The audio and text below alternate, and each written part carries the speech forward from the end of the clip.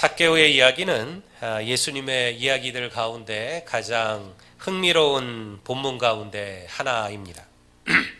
어렸을 때 저는 주일학교에서 이 삭개오의 얘기를 아주 여러 번 들었던 기억이 나요. 주로 그 제목은 난장이 삭개오, 그런 제목으로 우리 주일학교 선생님께서 해주셨던 이야기들이 생각이 납니다.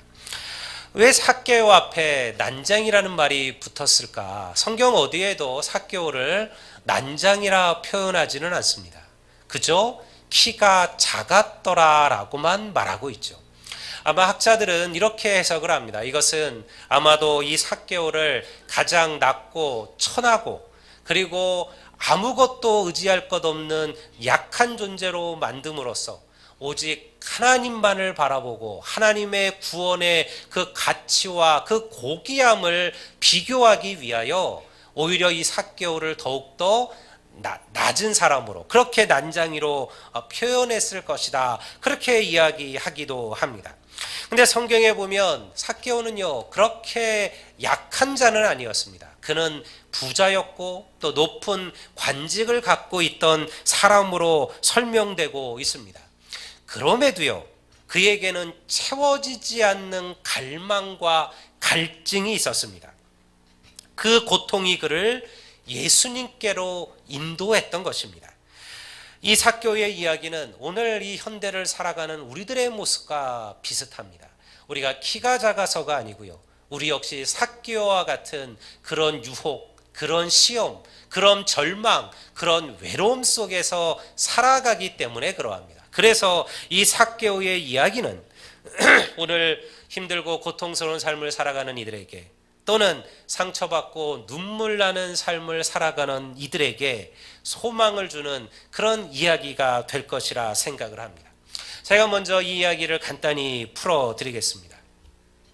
어느 날 예수님께서 여리고라는 마을로, 도시로 내려가시게 됩니다. 여리고는 상당히 당시 예루살렘 부근에 있었던 큰 도시였습니다. 그리고 그 성에는 삭개오라는 사람이 살았습니다. 삭개오의 이름의 뜻은요, 순결한, 의로운, 이런 뜻이에요. 그런데 그는 이름대로 살지는 못했어요. 그는 대단한 부자였습니다. 하지만 그의 부는요 정당한 방법으로 쌓여진 부가 아니었어요. 그는 매국노라 불리던 세리 중에도 바로 그 세리들을 총괄하는 세리장이라는 그러한 직함에 서 있던 사람이었습니다. 사람들은 이 삭개오와 상종하지 않았습니다. 부자였지만 사람들은 그를 죄인이라고 손가락질했습니다. 그러던 어느 날 이 삭개오가 여리고에 예수님께서 오신다는 이야기를 듣습니다. 당시 예수님은요 오늘날 그 어떤 연예인 슈퍼스타와도 비교할 수 없는 인물이었죠. 한 방탄소년단쯤 될까요? 주님이 가는 곳마다 수천 명, 수만 명이 주님을 따라다녔으니까요. 그 당시의 인구로 봤을 때는요 상상할 수도 없는 일이었습니다. 그는 메시아라 그렇게 불리던 인물이었습니다. 삭개오는 예수님을 간절히 보기를 원했습니다. 그래서 바깥으로 나갔어요. 그런데 이미 너무나 많은 사람들이 예수님을 둘러싸고 있어서 예수님께 가까이 갈 수가 없었습니다. 더군다나 성경의 말씀처럼 그는 키가 작았어요. 그래서 어떻게 합니까? 그가 길가에 있는 한 나무 위로 올라갔어요. 그리고 그 밑으로 지나가시는 예수님을 보기를 원했습니다. 그곳에서 기다리고 있는데요 정말로 예수님께서 그곳을 지나가셨어요. 그리고 그 나무에 있는 삭개오를 주시하셨습니다. 성경은 보셨다라고 얘기하지만요 이 보셨다는 우연히 보았다가 아니래요. 주님께서 의도를 가지고 삭개오를 주시했다는 거예요. 그리고 그에게 말씀하시기를 내려오라. 내가 오늘 너의 집에 가서 너와 함께 먹고 너의 집에서 하루를 묵어야 되겠다. 삭개오가 얼른 내려와서 즐거워하며 주님을 영접하여 자기의 집으로 인도합니다. 그런데 이 광경을 보았던 예수님을 따르던 수많은 무리들은 어떻게 했습니까? 이렇게 얘기합니다. 아니 어찌 예수님께서 저러한 죄인의 집에서 하루를 묵으실 수가 있느냐라고 말하며 불평을 쏟아붓기 시작합니다. 오늘 우리가 읽은 이야기가 바로 제가 지금 말한 이 이야기예요.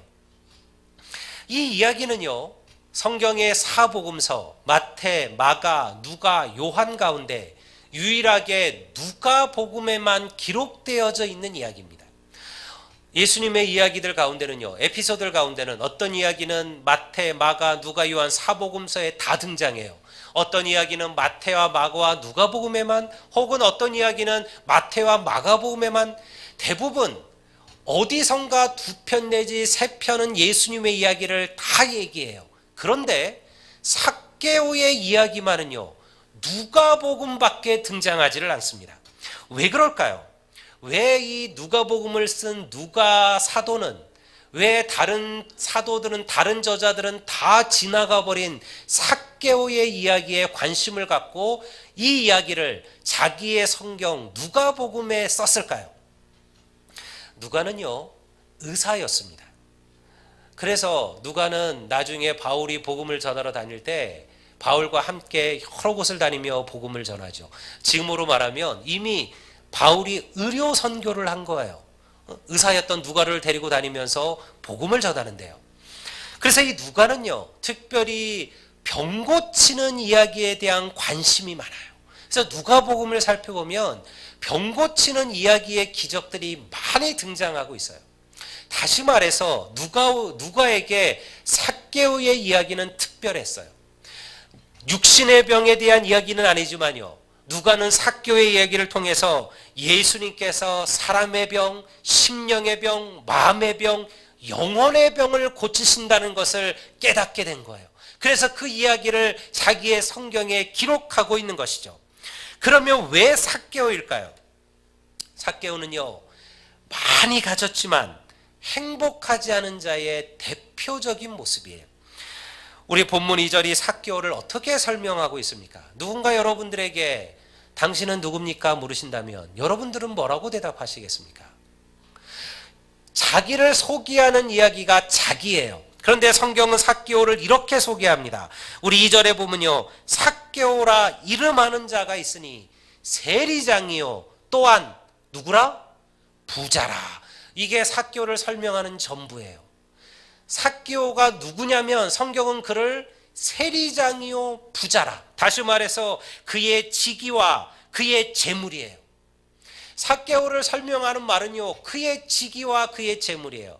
그가 어떠한 성품을 갖고 있으며, 그리고 그의 가족들은 누구며, 또 그가 어떠한 비전과 어떠한 꿈을 꾸고 있으며, 그리고 그가 어떠한 아픔이 있느냐, 이런 거는 몰라요. 성경은 그저 삭개오를 부자요 세리장이라 그렇게 설명하죠. 오늘날 현대인을 설명하는 것도 딱 이 두 가지예요. 여러분, 우리들을 생각해 보십시오. 우리들도요, 결국은요, 무엇을 이야기합니까? 내 직위가 무엇이고 내 물질이 얼마다. 이게 나를 생각하는, 나라고 생각하는 거예요. 그래서 직위가 올라가고 물질이 많아지면 나도 성공한 것이고 나도 잘 살고 있다라고 생각한다는 거죠. 이것이 나쁘다는 게 아니에요. 그러나 여러분, 인생은요, 절대 직위와 물질로만 표현될 수가 없는 존재라는 거예요. 시편 49편 11절은요, 바로 이러한 이들, 자기의 직위와 자기의 부만을 자랑하는 이들에게 이렇게 이야기하고 있습니다. 그들의 속생각에 그들의 집은 영원히 있고 그들의 거처는 대대에 이르리라 하여 그들의 토지를 자기 이름으로 부르는도다. 이게 시편 49편 11절에 많이 가졌다, 부자라 말하는 자들의 모습이에요. 그런데 그들이 어떻게 생각한다는 거예요? 우리의 삶은 영원할 것이며 그리고 우리의 집은 대대에 이를 것이다. 자기들이 영원히 살 것처럼, 그리고 그들의 부가 영원할 것처럼 생각한다는 거죠. 고작 100년도 살지 못하는 인간이 영원히 수천 년, 수십만 년을 존재하는 그 땅을 가르쳐 저거는 내 땅이라 얘기한다는 거예요. 그런데 100년 후에도 그가 그 사람의 땅이냐? 그렇지 않죠. 그 땅은 영원히 있겠지만 그러나 그는 더 이상 세상에 존재하지 않는다라는 거예요. 제가 예전에 어떠한 잡지에서 조그만 카툰을 본 적이 있어요. 거기에 그런 재밌는 그림이 그려 있어요. 어떤 한 사람이 막 옆에 있는 산들을 가르치며 저것도 냈고 저 산도 냈고 막 이러고 자랑을 하고 있는 거예요. 그랬더니 산이 이렇게 한마디 하는 거예요. 그래, 네 거 해라. 100년 후에는. 그리고는 끝났어요. 네 거 해라. 그런데 100년 후에는. 100년 후에도 내 산이 너 거겠느냐는 거죠. 물론 뭐 그게 내 소유여서 내 자식에게 물려주고 자자손으로 물려주면 내 것이라 생각할 수 있지 모르겠지만요. 그건 내 게 아니죠. 나는 더 이상 이 세상에 존재하지 않는다라는 거예요. 여러분, 우리가 가장 착각하며 사는 게 무엇입니까? 우리의 삶이 영원할 것이라 생각하는 거예요. 내가 영원히 이곳에 있을 것이라 생각하는 거예요. 그렇지 않아요. 우리의 삶은 유한합니다. 끝날 때가 옵니다. 하나님께서 우리의 이름을 부르실 때가 온다라는 거예요. 이런 이들에게 하나님은 뭐라고 말씀하실까요? 우리가 시편 49편 6절과 8절에 이렇게 기록하고 있습니다. 자기의 재물을 의지하고 부유함을 자랑하는 자는 아무도 자기의 형제를 구원하지 못하며 그를 위한 속전을 하나님께 바치지 못할 것은 그들의 생명을 속량하는 값이 너무 엄청나서 영원히 마련하지 못할 것이미로다. 이게 아주 의미 있는 말이에요. 어떤 사람이 자기의 재물을 의지하고 자기의 부유함을 자랑한다 할지라도요, 그가 그의 형제의 생명조차 속량할 수 없다는 거예요.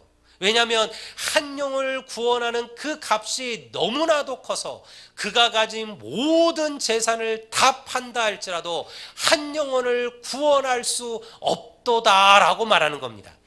성도 여러분, 설령 우리가 엄청난 부를 가지고 있다고 해서 그 물질이 우리의 생명을 구원할 수 없음을 알아야만 합니다. 이 말은요, 동시에 어떤 의미를 가질까요? 만약 여러분이 구원을 받았다면, 여러분이 이미 영생을 얻으셨다면, 여러분은요, 세상 그 어떤 부귀와 보화로도 살 수 없는 엄청난 것을 이미 소유하고 있다라는 거예요. 우리가 이 땅에서 큰 부자가 아닐 수 있습니다. 많은 재물을 갖지 못할 수 있습니다. 그냥 평범하게 셀러리맨으로 혹은 직장인으로 살아서 사실은 우리가 얼마나 큰 부를 소유할까요? 그것은 어렵잖아요. 그렇다고 해서 그러면 그가 가난한 자냐? 아니라는 거예요.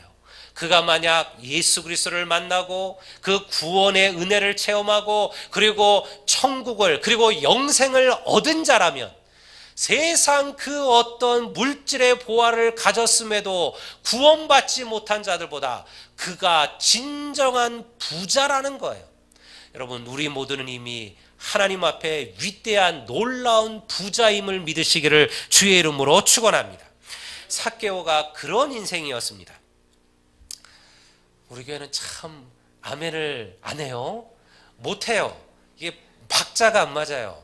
어떤 교회는 아멘을 너무 많이 해가지고 목사님들이 설교를 못하겠다는 분들이 있어요. 너무 아멘을 하니까 설교가 자꾸 끊어지는 거예요. 여러분들 너무 안 하는 것도 문제예요. 여러분, 하나님의 말씀을 들을 때 아멘을 해야 될 타이밍이 있어요. 그때를 잘 보셔요. 그래서 여러분, 목사가 조금 부족하게 말씀을 전해도요, 우리가 은혜 충만으로 아멘으로 말씀을 받으면 그 말씀이 여러분의 생명을 살릴 줄로 믿습니다. 예, 요때 하는 거예요. 요렇게 좀 잘하세요. 삭개오는요, 물질을 위해서 모든 것을 희생했어요. 예수님의 시대에 세리가 된다는 것은요, 사람들의 손가락질을 받는 일이었어요. 제가 이전에 마태에 대한 설교를 한번 했잖아요. 그가 직업이 뭐였습니까? 세리였잖아요. 세금 받다가 예수님 만나서 다 버리고 돈덩어리 다 던져버리고 그리고 주님을 따라가서 그리고 위대한 사도가 된 인물이 바로 마태잖아요. 당시 같은 동족들 유대인들에게 로마에 바칠 세금을 뜯어가는 세리들은요, 가장 큰 죄인이었어요. 그들은 매국노였으며 그리고 몸을 파는 여인들보다도 더 큰 죄인으로 그렇게 인정받던 자들이 바로 세리들이었습니다. 삭개오는요, 세리 중에서도 세리장이 되었어요. 아무나 세리장을 시키겠습니까?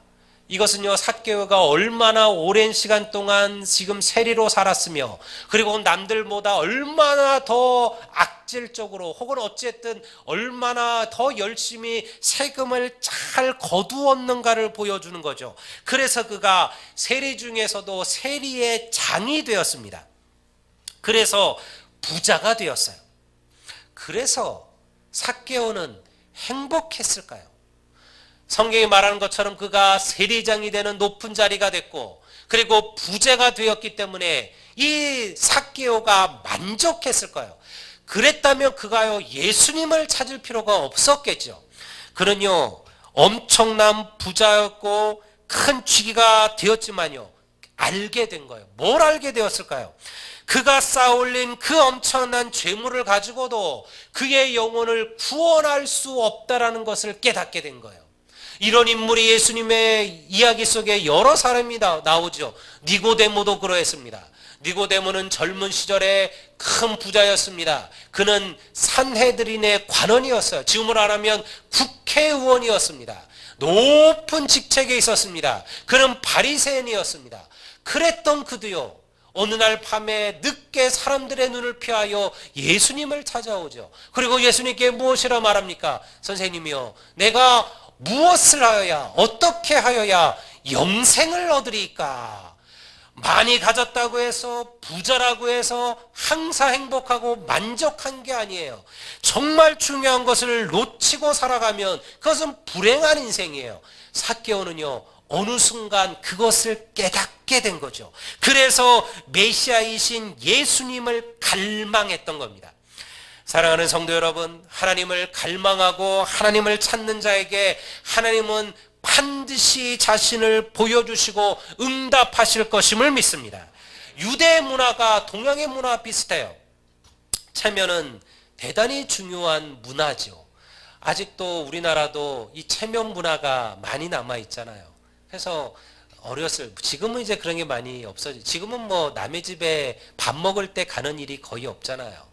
예전에는 보면 이렇게 식사 때 사람들이 막 오고 그러면 보통 아이고 식사하셨냐고 물어보면 안 했어도 우리는 했다라고만 말해야 돼요. 했다고. 이 체면이죠. 남의 집에 와서 내가 밥 안 먹었다는 얘기를 할 수가 없는 거죠. 우리나라에 아직도 이 체면 문화가 많이 남아 있어요. 우리 교회에도 남아 있어요. 교회 안에도 이 체면 때문에 하나님 앞에 어린아이처럼 나가지 못하는 인생들이 많아요. 제가 기도를 해보면, 합심 기도를 해보면 한번 우리가 정말 뜨겁게 한번 크게 우리 쭉 한번 외치고, 우리 정말 간절한 마음으로 우리의 고민, 우리의 문제, 우리의 아픔을 주님 앞에 한번 고백합시다 라고 이렇게 얘기를 하고 기도를 해도요, 그거를 못하는 분들이 많아요. 나이가 몇인데 내가 지금 무슨 이렇게 소리 질러서 주님을 찾고 이러느냐. 그냥 나는 차분하게 조용하게 그냥 하나님께 기도할란다. 그것도 문제가 없어요. 하나님께서 크게 기도한다고만 듣겠습니까? 조용히 기도하는 자들의 기도는 안 드시는 분이 아니시잖아요. 근데 사실은 우리 한 구석에 뭐가 있어요? 여전히 그런 게 남아있는 거예요. 우리의 체면, 우리의 위신, 우리의 어떤 자존심, 이런 것들이 우리들을 붙들고 있을 때가 많아요. 그래서 성경은요, 어린아이처럼 되지 않고서는 결단코 천국에 갈 수 없다라고 얘기하는 거예요. 어린아이처럼 되는 게 뭐냐? 어린아이가 다 좋은가요? 그렇지 않아요. 어떨 때는요, 너희들이 이제는 어린아이를 벗어나서 장성한 자가 되라고 말하라, 되라라고 말할 때 그 어린아이는요, 또 연약한 미숙함을 말하는 거예요. 그런데 주님이 말씀하셨던 어린아이처럼 되지 않고서는 결단코 천국에 갈 수 없다 말한 그 어린아이는 무엇이냐면, 어린아이처럼 그렇게 하나님을 의지하고 바라지 않고서는 하나님으로 갈 수가 없다는 거죠. 어린아이들이 자기의 부모를 신뢰하고 의지하는 것처럼, 여러분, 작은 아이들이 걱정하고 염려하지 않지 않습니까? 머리가 좀 크면 그때는 집안을 걱정해요. 어느 정도 나이가 들면 자기 집이 가난하는 것도 알게 되고, 그리고 자기 부모님들이 힘들다는 것도 알게 될 때가 오죠. 근데 아주 어린 아이였을 때는요, 그런 거 걱정하지 않잖아요.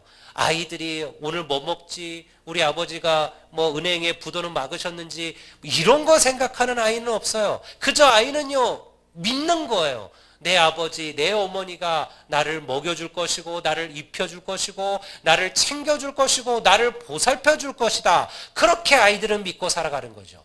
여러분, 우리가 하나님을 그와 같이 신뢰하고 의지하고 믿지 않는다면 결단코 천국에 들어갈 수 없다라고 성경은 말씀하는 거죠. 삭개오는요, 주님을 만나기 위하여 무엇을 버렸습니까? 체면을 버렸습니다.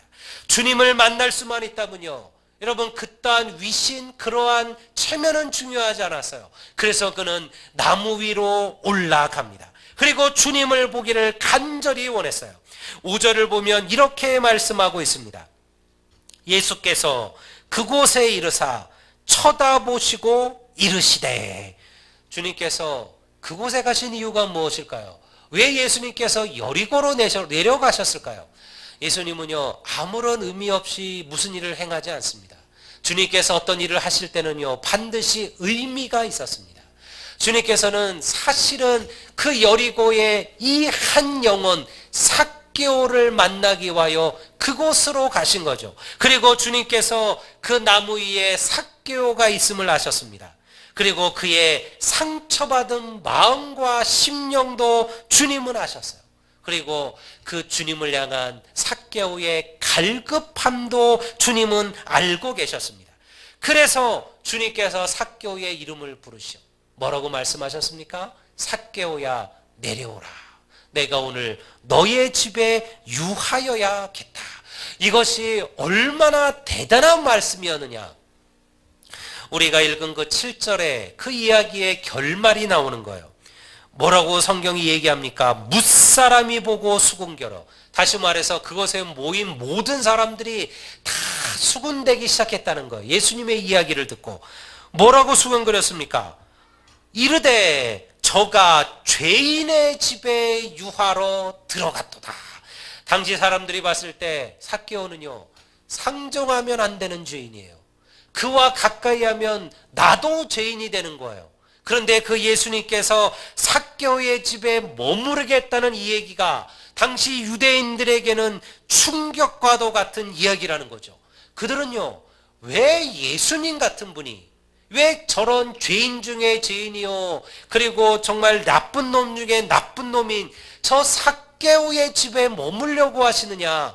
얼마든지 주님을 자기 집에 대접하고 유할 사람들이 차고 넘쳤는데 왜 하필이면 저 삭개오의 집이냐. 그거를 사람들은 이해하지 못했다라는 거죠.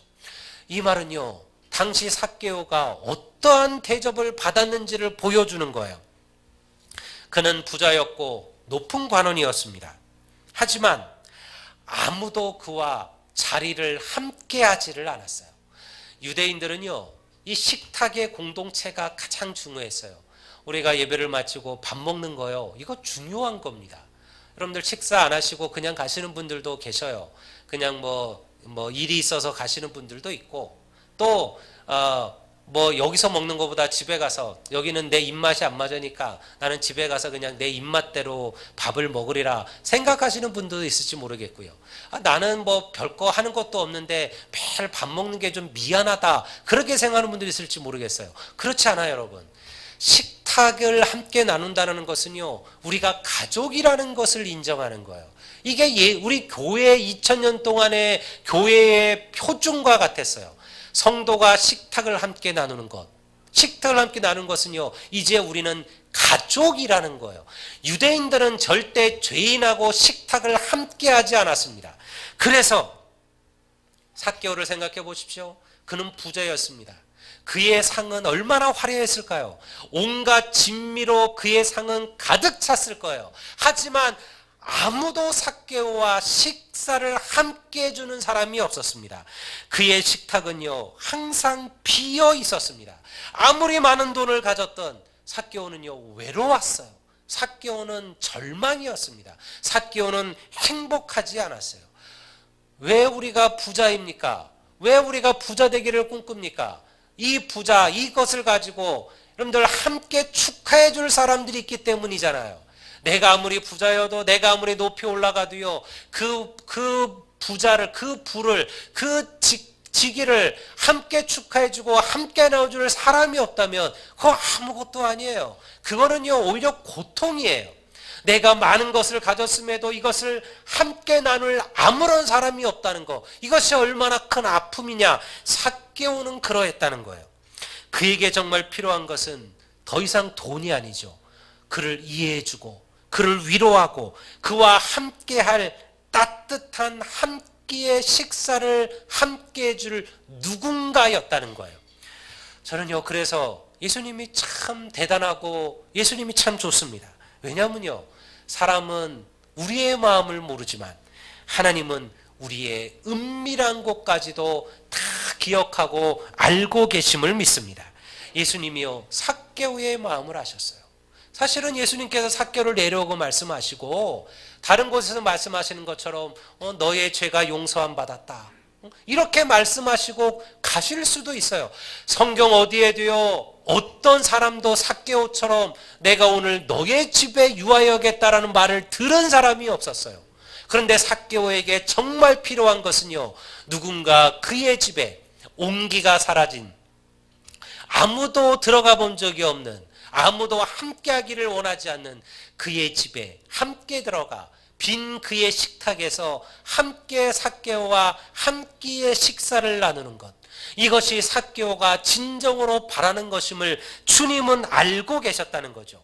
그래서 주님께서 먼저 삭개오에게 내가 너의 집으로 가겠노라, 그리고 너와 함께 하룻밤을 묵겠다, 그렇게 말씀하신 거예요.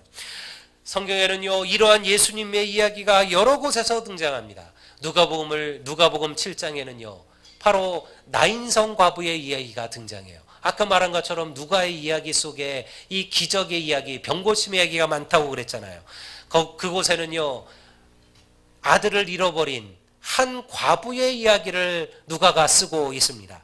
나인성에서 예수님은요, 한 과부를 만나요. 그때 그는 죽은 아들의 관을 따라가는 중이었습니다. 슬피 울며 그 아들을 따라가는 한 과부였습니다. 젊은 나이에 젊은 아들을 잃은 그 어머니의 마음이 어떠했을까요? 13절은요, 이렇게 기록하고 있습니다. 주께서 과부를 보시고 불쌍히 여기사 뭐라고 말씀하셨다요? 울지 말라 하시고, 울지 말라.